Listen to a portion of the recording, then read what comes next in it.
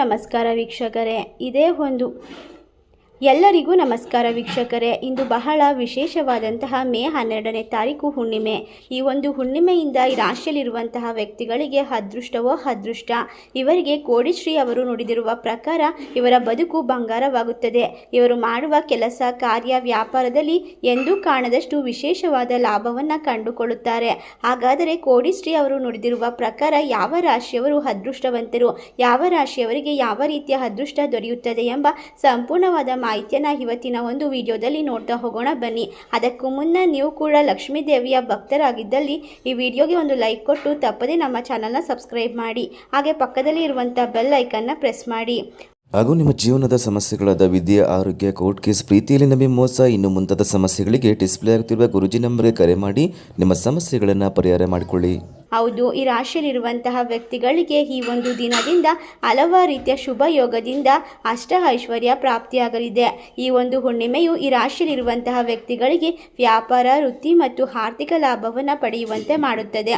ಅದೇ ರೀತಿಯಾಗಿ ಶುಭ ಯೋಗಗಳು ಹಿಂದಿನ ಒಂದು ದಿನ ರೂಪುಗೊಳ್ಳುತ್ತದೆ. ಇದರಿಂದಾಗಿ ಜ್ಯೋತಿಷ ಶಾಸ್ತ್ರದಲ್ಲಿ ಅನೇಕ ಶುಭ ಯೋಗಗಳ ಬಗ್ಗೆ ಹೇಳಲಾಗಿದೆ. ಈ ಯೋಗಗಳು ಅನೇಕ ಮಂಗಳಕರ ಫಲವನ್ನು ನೀಡುತ್ತದೆ. ಗ್ರಹಗಳ ಸಂಯೋಜನೆಯ ಕಾರಣದಿಂದಾಗಿ ಅಥವಾ ನಕ್ಷತ್ರಗಳ ಕಾರಣದಿಂದ ಈ ಯೋಗಗಳು ಉಂಟಾಗುತ್ತದೆ ಎನ್ನಬಹುದು. ಈ ಒಂದು ಬುದ್ಧ ಪೌರ್ಣಿಮೆಯು ವಿಶೇಷವಾಗಿದ್ದು ಸೋಮವಾರ ಬಂದಿರುವುದರಿಂದ ಇದರ ಮಹತ್ವ ಮತ್ತು ವಿಶೇಷತೆ ಇನ್ನಷ್ಟು ಹೆಚ್ಚಾಗಿದೆ. ಈ ರಾಶಿಯಲ್ಲಿರುವಂತಹ ವ್ಯಕ್ತಿಗಳು ಉತ್ತಮ ಕೆಲಸವನ್ನು ಮಾಡುವುದು ಬಹಳ ಮುಖ್ಯವೆಂದು ಪರಿಗಣಿಸಲಾಗುತ್ತದೆ. ಈ ಯೋಗಗಳಲ್ಲಿ ಸಿದ್ಧಿಯೋಗ ಸಹ ಒಂದು. ಈ ಯೋಗವನ್ನು ಅತ್ಯಂತ ಮಂಗಳಕರ ಯೋಗವೆಂದು ಪರಿಗಣಿಸಲಾಗುತ್ತದೆ. ಈ ಒಂದು ರಾಶಿಯಲ್ಲಿರುವಂತಹ ವ್ಯಕ್ತಿಗಳಿಗೆ ಈ ಯೋಗದ ಜೊತೆಗೆ ಧನಲಕ್ಷ್ಮಿ ಯೋಗ ಹಾಗೆಯೇ ಅನೇಕ ರೀತಿಯ ಒಂದು ಅದೃಷ್ಟದ ಫಲಗಳನ್ನು ಬರಮಾಡಿಕೊಳ್ಳಲು ಸಾಧ್ಯವಾಗುತ್ತದೆ. ಈ ರಾಶಿ ಚಕ್ರ ಚಿಹ್ನೆಗಳಲ್ಲಿ ಇರುವಂತಹ ವ್ಯಕ್ತಿಗಳಿಗೆ ವ್ಯಾಪಾರವನ್ನ ಮಾಡುವಂತಹ ಜನರು ತಮ್ಮ ಬುದ್ಧಿವಂತಿಕೆ ಹಾಗೂ ಮಾತಿನ ಶೈಲಿಯಿಂದ ಎಲ್ಲರನ್ನ ಆಕರ್ಷಿಸುವಲ್ಲಿ ಯಶಸ್ಸನ್ನು ಕಾಣುತ್ತಾರೆ. ವಿದೇಶಕ್ಕೆ ಸಂಬಂಧಿಸಿದ ವ್ಯಾಪಾರವನ್ನ ಮಾಡುವ ಜನರಿಗೆ ಇಂದಿನ ದಿನದಿಂದ ಅತ್ಯಂತ ಹೆಚ್ಚಿನ ಲಾಭ ದೊರಕುವ ಅವಕಾಶವಿದೆ. ವ್ಯಾಪಾರದಲ್ಲಿ ಅತ್ಯಂತ ಹೆಚ್ಚಿನ ಲಾಭ ಇರುವುದರಿಂದ ನೀವು ಕಂಡ ಕನಸುಗಳನ್ನು ನನಸು ಮಾಡಿಕೊಳ್ಳಲು ಐಷಾರಾಮಿ ವಸ್ತುಗಳನ್ನು ಖರೀದಿ ಮಾಡಲು ಸೂಕ್ತವಾದ ಸಮಯ. ಇವರು ಕಳೆದುಕೊಂಡ ಹಣವನ್ನು ವಾಪಸ್ ಪಡೆಯುವ ಯೋಗವಿದೆ.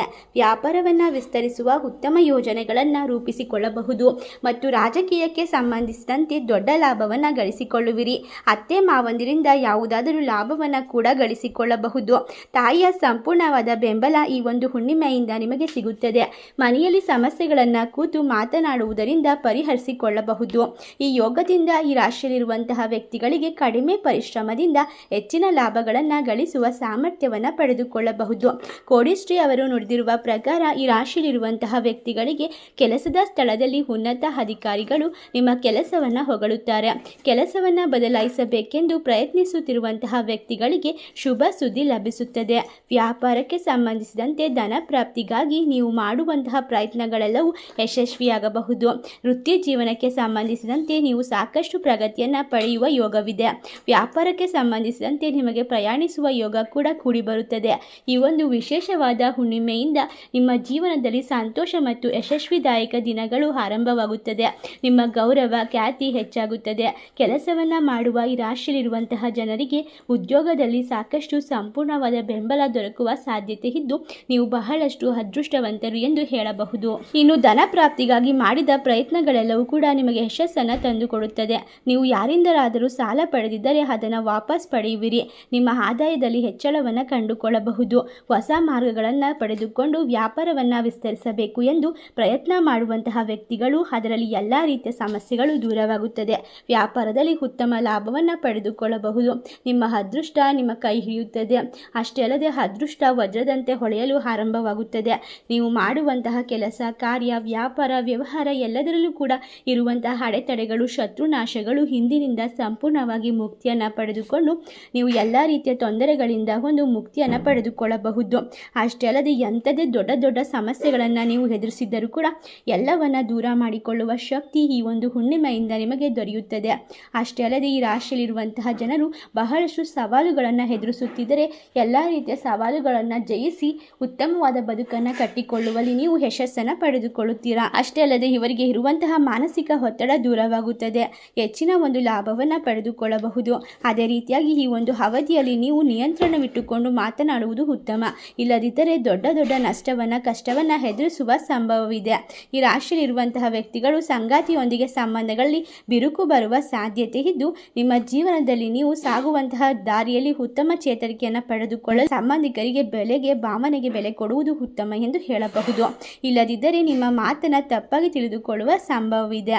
ಈ ರಾಶಿಯಲ್ಲಿರುವಂತಹ ವ್ಯಕ್ತಿಗಳಿಗೆ ಈ ಒಂದು ಸಮಯದಲ್ಲಿ ಕೋಪ ಹೆಚ್ಚಾಗುವ ಸಂಭವವಿದೆ. ಇದರಿಂದಾಗಿ ನಿಮ್ಮ ಹತ್ತಿರದ ಸಂಬಂಧಿಕರೊಂದಿಗೆ ಜಗಳಗಳು ಉಂಟಾಗುತ್ತದೆ. ಹಣಕ್ಕೆ ಸಂಬಂಧಿಸಿದಂತೆ ಈ ರಾಶಿಯವರಿಗೆ ಅವಧಿಯಲ್ಲಿ ಸಾಕಷ್ಟು ಧನಹಾನಿ ಕೂಡ ಉಂಟಾಗುತ್ತದೆ. ಇದರಿಂದೆಲ್ಲಾಗಿ ನೀವು ಹೊರಬರಬೇಕೆಂದರೆ ನೀವು ಇಷ್ಟಪಟ್ಟ ದೇವರನ್ನು ವಿಶೇಷವಾಗಿ ಈ ಒಂದು ಹುಣ್ಣಿಮೆಯ ದಿನ ಪೂಜಿಸುವುದರಿಂದ ನಿಮ್ಮ ಸಕಲ ಇಷ್ಟಾರ್ಥಗಳು ನೆರವೇರುತ್ತದೆ. ಅಷ್ಟೇ ಅಲ್ಲದೆ ಮಹತ್ವದ ಹೆಜ್ಜೆಯನ್ನು ನೀವು ಇಡಬಹುದು. ಜೀವನದಲ್ಲಿ ಬರುವಂತಹ ಏರುಪೇರು ಏಳಿಗೆಗಳನ್ನು ದೂರ ಮಾಡಿಕೊಂಡು ಎಲ್ಲ ರೀತಿಯ ಕಷ್ಟಗಳಿಂದ ಹೊರಬರಲು ಲಕ್ಷ್ಮೀ ದೇವಿ ಹಾಗೂ ಮಹಾಶಿವನ ಸಂಪೂರ್ಣವಾದ ಅನುಗ್ರಹ ದೊರೆಯುತ್ತದೆ. ಸಂಪತ್ತು ವೃದ್ಧಿಯಾಗುತ್ತದೆ. ನಿಮ್ಮ ಇಷ್ಟಾರ್ಥಗಳು ನೆರವೇರುತ್ತದೆ. ಈ ರಾಶಿಯಲ್ಲಿರುವಂತಹ ವ್ಯಕ್ತಿಗಳು ತಮ್ಮ ಜೀವನದಲ್ಲಿ ಅಂದುಕೊಂಡ ಕೆಲಸದಲ್ಲಿ ವಿಪರೀತವಾದ ಲಾಭವನ್ನು ಪಡೆದುಕೊಂಡು ಮನೆಯಲ್ಲಿ ಶಾಂತಿಯನ್ನು ಕಾಪಾಡಿಕೊಳ್ಳಲು, ಕುಟುಂಬ ಸದಸ್ಯರೊಂದಿಗೆ ಪ್ರೀತಿ ಮತ್ತು ಬೆಂಬಲವನ್ನು ಪಡೆದುಕೊಳ್ಳಲು ಈ ಒಂದು ಸಂದರ್ಭದಲ್ಲಿ ಅತಿಯಾದ ಒಂದು ಉಡುಗೊರೆ ಅಥವಾ ಒಂದು ಸಂತೋಷದ ಕ್ಷಣವನ್ನು ಆನಂದಿಸಬಹುದು. ಇಷ್ಟೆಲ್ಲ ಲಾಭ ಹಾಗೂ ಅದೃಷ್ಟವನ್ನು ಕಂಡುಕೊಳ್ಳುವಂತಹ ಅದೃಷ್ಟವಂತ ರಾಶಿಗಳು ಯಾವುವು ಎಂದರೆ ಮಿಥುನ ರಾಶಿ, ಮೀನ ರಾಶಿ, ವೃಶ್ಚಿಕ ರಾಶಿ, ಧನಸ್ಸು ರಾಶಿ, ಕರ್ಕಾಟಕ ರಾಶಿ, ವೃಷಭ ರಾಶಿ. ಈ ರಾಶಿಗಳಲ್ಲಿ ನಿಮ್ಮ ರಾಶಿ ಇದ್ದರೆ ಇಲ್ಲದಿದ್ದರೂ ಭಕ್ತಿಯಿಂದ ಓಂ ಲಕ್ಷ್ಮೀ ದೇವಿ ನಮಃ ಎಂದು ಕಮೆಂಟ್ ಮಾಡಿ, ವಿಡಿಯೋಗೆ ಒಂದು ಲೈಕ್ ಕೊಟ್ಟು ಎಲ್ಲ ಕಡೆ ಶೇರ್ ಮಾಡಿ. ಧನ್ಯವಾದಗಳು.